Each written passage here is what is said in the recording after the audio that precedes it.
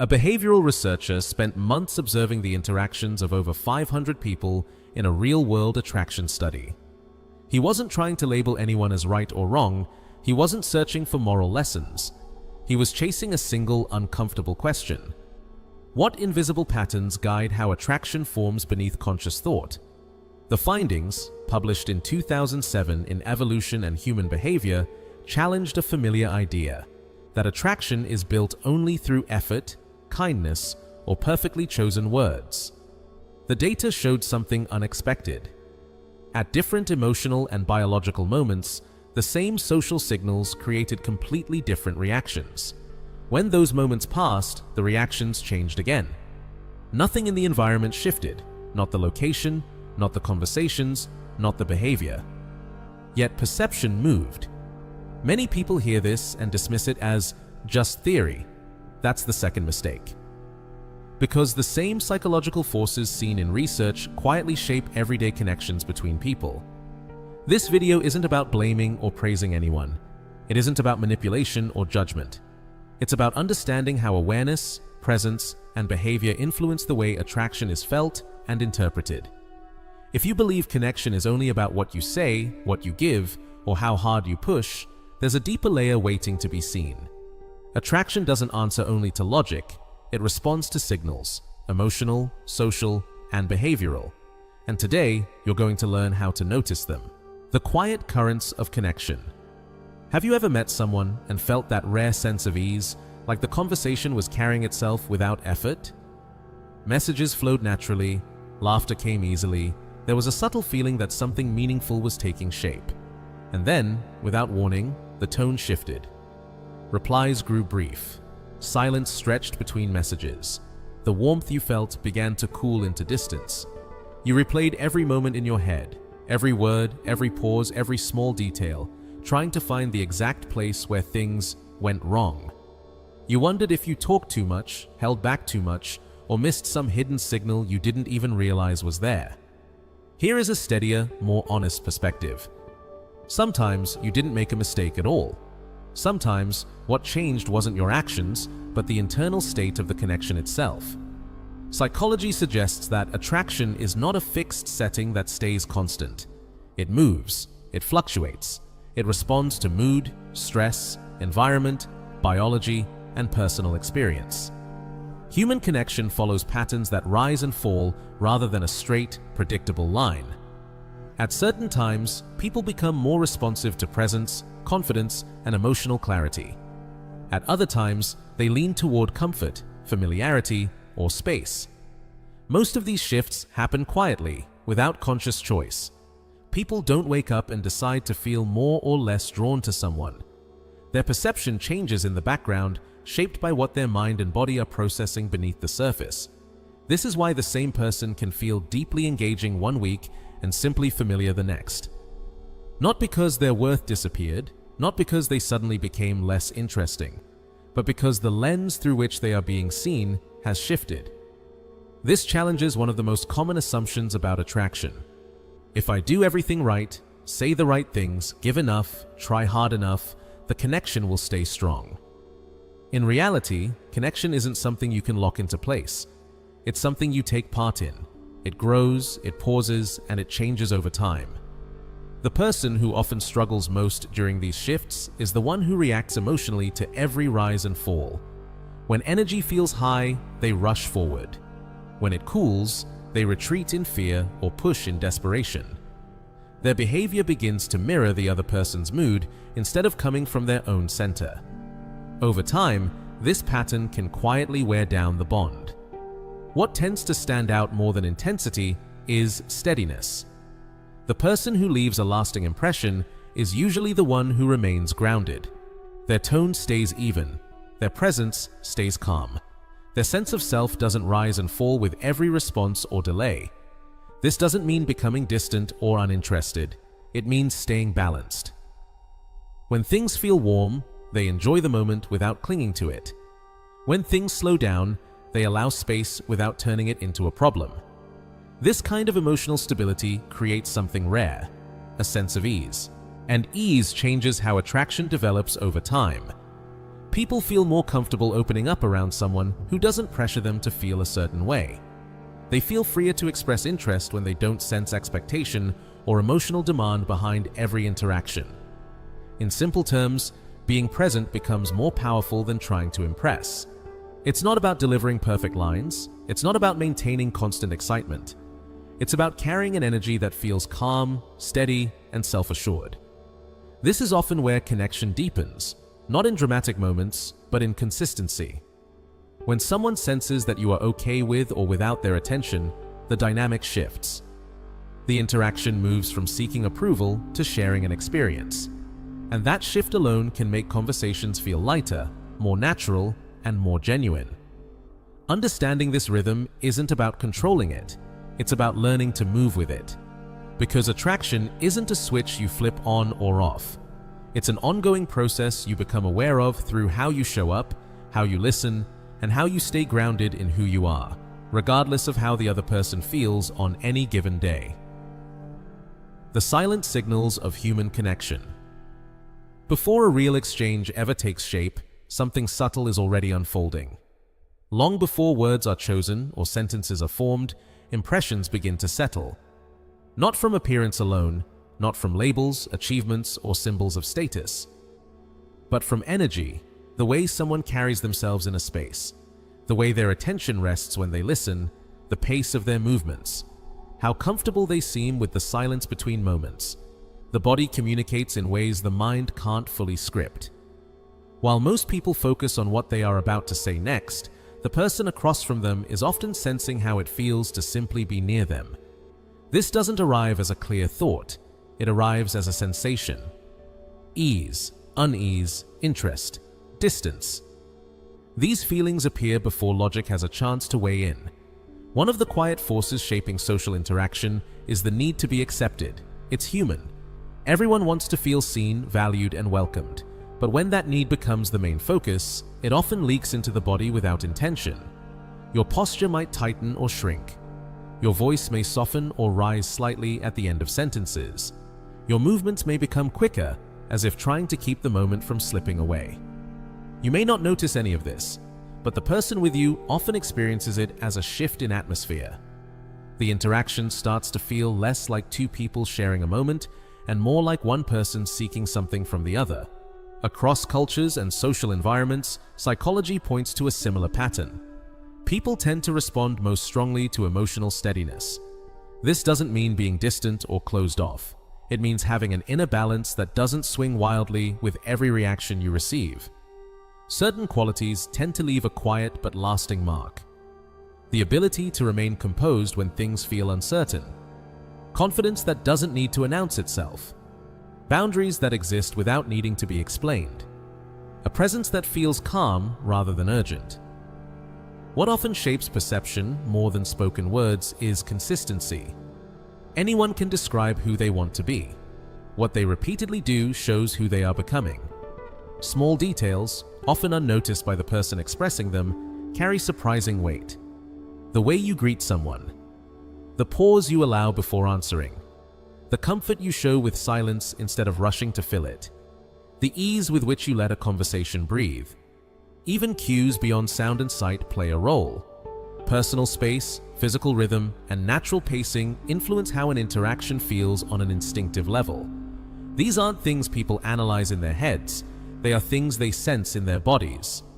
This is why connection can feel immediate or distant without a clear explanation. The emotional response happens first. The story about why it happened comes later. Many people try to deepen attraction by adding more, better lines, sharper timing, clever strategies. But what often creates a stronger impression is not what you layer on. It's what you let go of. Pressure, hurry, the need for a specific outcome. When those soften, something else becomes visible. Genuineness. This is where being present begins to matter more than trying to appear a certain way. Instead of managing how you are perceived, you allow yourself to simply take part in the moment. You listen without rehearsing your next sentence. You speak without measuring every word for approval. Over time, this creates a different kind of experience for the other person. The interaction feels less like a test to pass and more like a moment to share, less like a performance and more like two people occupying the same space with comfort. This is only the outer layer of how perception works.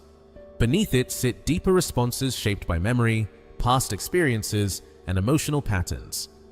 These layers react before conscious thought has time to step in. They quietly decide whether a moment feels safe, engaging, or easy to forget. Becoming aware of this isn't about trying to control how others feel. It's about paying attention to what you bring into the space yourself. Because the strongest influence in any interaction isn't what you try to display, it's what you naturally carry. Calmness, self-respect, and clarity tend to express themselves without effort. They show up in how you move, how you pause, and how you respond when things don't unfold perfectly. This is often where real connection begins to deepen. Not in clever phrasing, not in perfect timing, but in the quiet sense that being around you feels steady, natural, and unforced. And when that feeling exists, attraction doesn't need to be pursued. It has room to take shape on its own. The mirror you can't avoid. Rejection is rarely the strongest force in someone's life. The meaning they attach to it afterward often carries far more weight. When interest fades or a connection doesn't return, the mind looks for a soft place to land. It reaches for explanations that protect pride. They weren't on my level. They only care about appearances. I'm too genuine for people like that. These thoughts can feel comforting. They dull the edge. They offer a sense of moral high ground. But over time, they can quietly become a barrier. A barrier where growth slows. A barrier where responsibility always points outward. A barrier where the same experiences repeat because nothing within is examined. Here is a truth that isn't easy to sit with, but is useful to hold. When similar outcomes keep showing up, there is often something consistent shaping them. This isn't about fault, it's about attention. Patterns don't mean something is wrong with you, they mean something is asking to be understood. Attraction is often treated like a performance. People look for sharper techniques, smoother lines, or better ways to present themselves. They turn connection into a role to play instead of a space to step into. But most meaningful responses don't come from what is said. They come from what is felt. Psychology points to a simple idea. People remember experiences more than details. The exact words may fade, but the emotional tone tends to stay. Did the moment feel calm or uneasy, open or pressured, light or heavy, grounded or uncertain? These impressions quietly influence whether someone leans in again or slowly drifts away. You can have impressive traits and still leave no emotional trace. Or you can be ordinary in many ways and still make an interaction feel easy, alive, or worth returning to. The difference is often not effort, it's coherence. The alignment between how you view yourself and how you move through the world. When someone doubts their own worth, that doubt often appears indirectly. They may look for constant reassurance. They may reshape themselves too quickly to match the other person. They may give more than they truly want to give, hoping it will secure a place in someone else's life. These behaviors don't usually come from generosity. They often come from the fear of being overlooked. When someone has a clear sense of their own direction, their presence tends to feel different. They don't rush to fill every silence. They don't drop their own priorities at the first sign of attention. They can show interest without losing their center. This doesn't make them cold, it makes them grounded. Their life doesn't revolve around a single connection. It has multiple sources of meaning: work, learning, challenges, friendships, personal goals. Because of that, any one interaction becomes something they choose, not something they depend on. That choice is often sensed, even if it's never spoken. Conversations feel lighter. Time together feels less like a test. Moments feel like an addition, not a negotiation. This is where self-respect begins to show itself, not as bold claims, but as steady behavior. It appears in how you handle waiting, in how you respond to uncertainty, in how you continue moving forward even when attention isn't guaranteed. The focus slowly shifts from "how do I get this person to want me" to "how do I want to shape my own life?" That shift changes more than actions. It changes presence. People often respond to those who seem comfortable with their own path. Not because it's a technique, but because it communicates something simple and deeply human. This person isn't lost inside the interaction. They are sharing where they're going, not searching for direction. This is the quieter truth behind many social patterns. Connection tends to grow where self-respect already exists. Not in perfection, not in control, but in the steady sense that you are building a life that doesn't depend on being chosen. When that becomes real, interest stops being something you chase. It becomes something that sometimes walks beside you.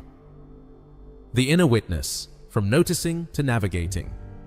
There is a subtle moment in every interaction that almost no one pays attention to.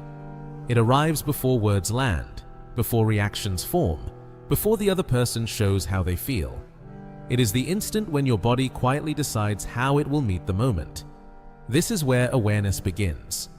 In your next conversation, don't aim to impress. Don't try to be entertaining. Don't focus on where you want the exchange to go. Instead, step back inside yourself and observe. Notice how you enter the space. Notice how your body responds to the presence across from you. Notice what shifts when the mood of the moment changes. Begin with something simple, how you hold yourself. Are your shoulders open or do they slowly draw inward? Does your head stay level or does it tilt forward as you speak? Do your hands stay relaxed or do they start to move when silence appears? These movements usually happen without a conscious decision. They are quiet expressions of comfort or tension, certainty or doubt. Now pay attention to your voice. Does your tone stay even when you speak about something that matters to you? Does your pace change when you feel unsure? Do you rush to fill empty space, or can you allow a pause to exist? Silence has a way of revealing how at ease you are with your own presence. Then turn your attention to your gaze. Do your eyes rest naturally, or do they search for signs of approval? Do you look away at the end of a sentence, as if waiting for a reaction? Can you remain steady when the other person is quiet, distracted, or expressive? Eye contact isn't about intensity, it's about comfort. It reflects whether you are grounded in the moment or leaning toward a response you hope to receive. Finally, observe what happens inside. Notice how you feel when the conversation flows easily. Notice what stirs when it slows down. Notice how quickly your mood shifts based on tone, expressions, or small changes in energy. Ask yourself one simple question.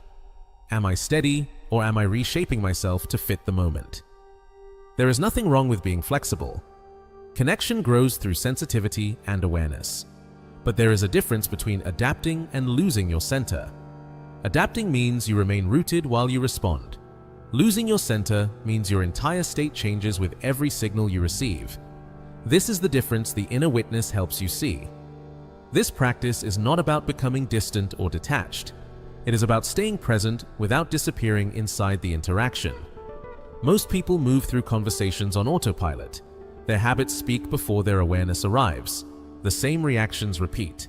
The same emotional loops play out, and often they never notice the pattern.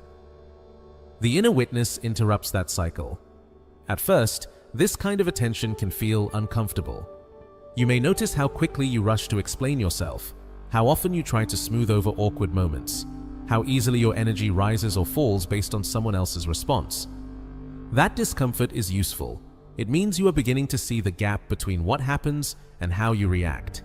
And inside that gap, something important exists: choice. With practice, you start to feel the early signs of tension in your body. You recognize the urge to impress before it turns into action. You notice the pull to seek reassurance before it shapes your words. In that moment, you gain a quiet ability, the ability to pause. You don't need to fix every situation. You don't need to control every outcome. The aim isn't perfection. The aim is presence. Presence shifts the tone of an interaction without a single carefully crafted sentence. When you are present, your attention steadies. Your movements become simpler. Your responses become more intentional. People often sense this before they can explain it. The exchange feels less hurried. The space feels more open. The moment feels less like a transaction and more like something shared. Over time, this awareness stops being an exercise and becomes a habit. You begin to carry it into other parts of life: work, friendships, challenges, decisions. You notice how you respond to pressure, how you meet uncertainty, how you react when things don't unfold the way you expected. This is where the practice grows beyond social moments. It becomes a way of understanding yourself. You start to see which situations pull you off balance, which environments help you feel grounded, which patterns keep repeating, and which ones you are ready to step away from. Most people move from moment to moment guided by impulse, routine, and reaction. The inner witness walks beside those impulses instead of being pulled by them. And in that quiet shift, from automatic to aware, you don't just change how you connect with others, you change how you move through your own life. The unseen rulebook. The researcher wasn't observing people to create drama or controversy. He chose an environment stripped of romance and fantasy because when emotion is removed, the mechanics of attraction become clearer. And what he uncovered echoed a truth many experienced men already understand. Attraction isn't a decision, it's a reaction. It forms in response to signals, often before thought has a chance to step in, and you are sending those signals constantly.